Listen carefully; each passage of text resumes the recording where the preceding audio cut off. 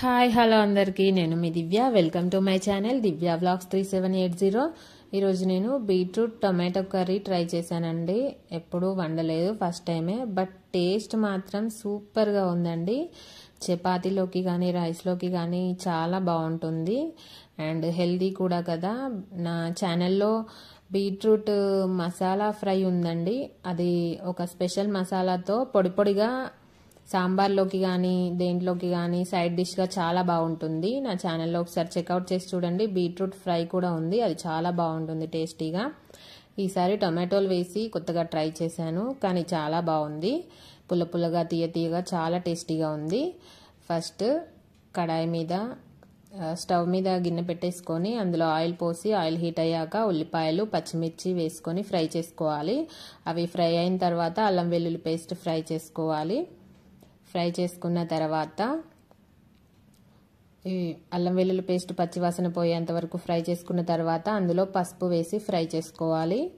But taste మాత్రం చాలా బాగుందండి. టొమాటోలు వేయడం వల్ల ఇలా కొత్తగా ట్రై చేశాను. క్యారెట్ టొమాటో కర్రీ చేశాను, కానీ beetroot tomato curry first time అండి. కానీ చాలా బాగుంది. పుల్ల పుల్లగా తీయ తీయగా, బీట్రూట్ ముక్కలు తీయగా ఉంటాయి, టొమాటోలు పుల్లగా ఉంటాయి, చాలా బాగుంది. ఆ పసుపు ఫ్రై అయిన తర్వాత ముందుగా మనం కట్ చేసి పెట్టుకున్న బీట్రూట్ ముక్కలు వేసుకొని ఫ్రై చేసుకోవాలి. చక్కగా అంతా బాగా కలిసేలాగా కలుపుకోవాలి. కలుపుకొని మూత పెట్టేసుకొని లో టు మీడియం ఫ్లేమ్లో ఒక 10 మినిట్స్ కుక్ చేసుకోవాలండి. లో ఫ్లేమ్లో ఆ బీట్రూట్ ముక్కలు అనేవి చక్కగా ఉడికిపోతాయి. అలా కుక్ చేసుకోవడం వల్ల ఎలాంటి వాటర్ అనేది యాడ్ చేయాల్సిన అవసరమే లేదండి. వాటర్ అస్సలు యాడ్ చేయకూడదు. వాటర్ యాడ్ చేస్తే టేస్ట్ అనేది సరిగా రాదు. ఇలా లో ఫ్లేమ్లోనే బీట్రూట్ ముక్కలన్నీ ఉడికించుకోవాలి.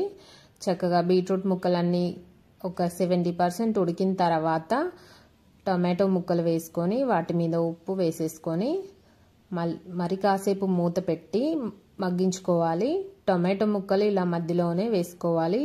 బీట్రూట్ ముక్కలన్నీ పక్కకి జరిపేసి మధ్యలో ఇలా వేసుకోవడం వల్ల టొమాటో ముక్కలు ఉప్పు వేసి ఇలా ఉడికించడం వల్ల త్వరగా ఉడికిపోతాయి అన్నమాట.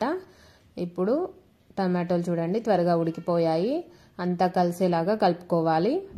ఇప్పుడు కారానికి తగినంత, రుచికి సరిపడత కారం వేసేసుకొని అంతా కలిసేలాగా కలుపుతూ ఉడికించుకోవాలి. కారము బాగా కలుపుతూ ఉడికించుకోవాలండి. చూడండి ఇలా ఆయిల్ పైకి తేలుతుంది కదా ఉడుకుతూ, అలా అప్పటి వరకు ఉడికించుకోవాలి. తర్వాత ఫైనల్గా కొత్తిమీర వేసుకొని సర్వ్ చేసేసుకోవడమే, అంతే అండి. చాలా టేస్టీగా ఉంది. తప్పకుండా ట్రై చేయండి ఈ రెసిపీ చూసి. క్యారెట్ టొమాటో కర్రీ కూడా చాలా బాగుంటుంది, అది కూడా ట్రై చేయండి మీరు నచ్చితే గనక.